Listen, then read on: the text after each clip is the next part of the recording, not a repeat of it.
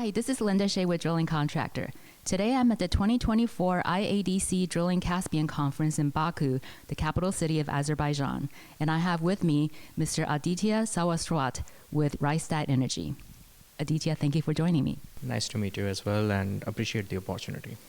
So can you give us a brief overview of what you see for the market outlook for the Caspian region?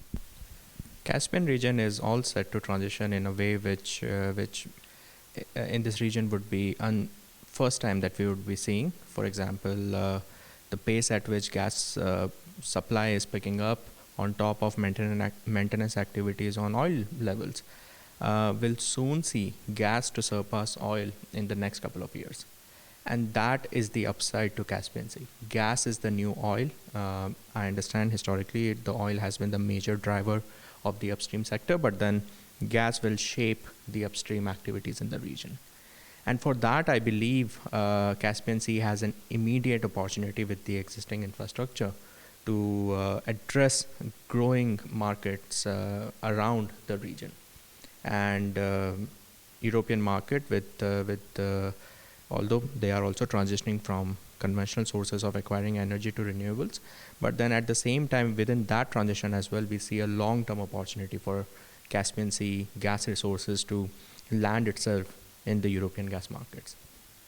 So that's how in a nutshell how we see outlook for Caspian Sea moving forward. Now, we are here in Azerbaijan, which is very close to some of the most active dynamic markets, drilling markets in the Middle East. So for the Caspian region, what do you think can be done to make it more competitive, to attract more investments into this region? I think investors are looking at the value of every dollar they are spending. When you look at value, that's revenue for them.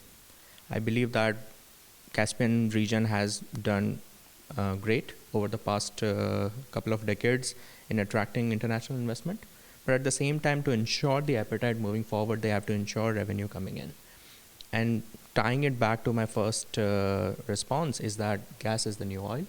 And to ensure gas revenues for the operators will ensure investment appetite from these international companies. Having said that, how do we do that? So we have one pipeline that goes through, broadly speaking, Turkey and then to Southeast Europe. And just that will be hitting its nameplate capacity soon. And to further expand that will define increased revenues coming in through to the upstream sector. And that, I believe, will be the crucial puzzle to solve for the Azerbaijani authorities, Caspian Sea authorities, for example, whosoever is present here, to make sure that they have a market for every gas molecule they have in the reservoir. So Aditya, what do you see as some of the constraints to further growth in this region? No, I think that's a good question to follow up on what we were discussing on the second part, is that the key bottleneck is takeaway capacity.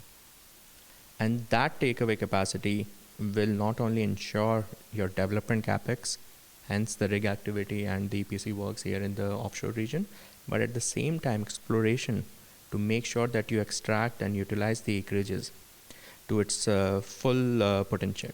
And takeaway capacity is namely coming from your SPC pipeline that eventually goes into TNAP and TAP pipeline, and increasing that will require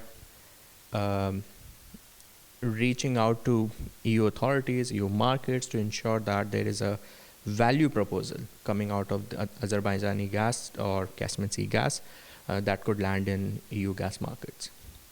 And from the other angle, we see that EU gas markets, when we closely look at how are they sourcing the energy, mostly they are acquiring from pipeline sources. On top of that, there is LNG imports, and there is a consensus to reduce the reliance on Russian gas.